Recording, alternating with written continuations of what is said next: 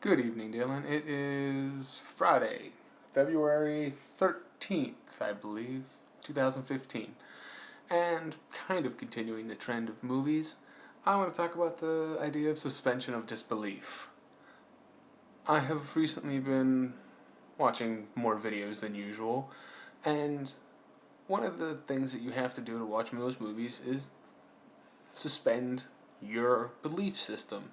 I don't mean like faith and religion belief system. I mean your belief of how the world around you operates, gravity, physics, what the human body can take, and what anything and everything around in the universe that they're creating is capable of doing compared to our own.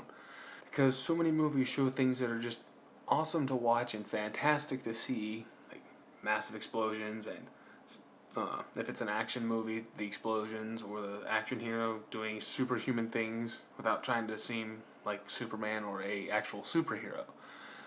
And a lot of times watching movies, that becomes very difficult for me to continually suspend my disbelief to that extreme. Sometimes it's amazing. Like in Doctor Who, I'm totally fine with all of that. That is great. It makes it so much easier to enjoy the story because it's all stuff that I'm willing to do.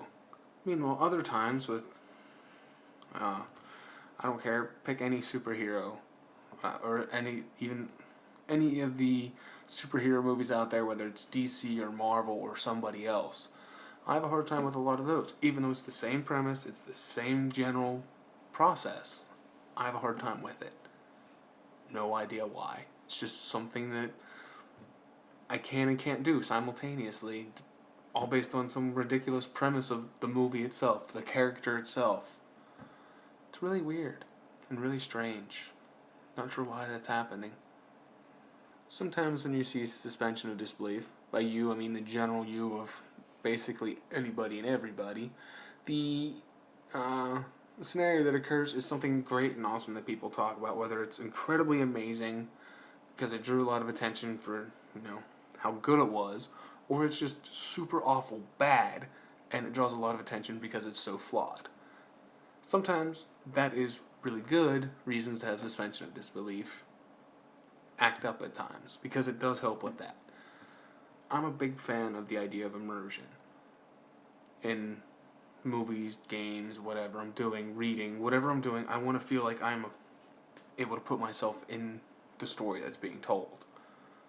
Some people don't like that. Some people like to sit there and be able to just watch some pretty colors fly by for a while.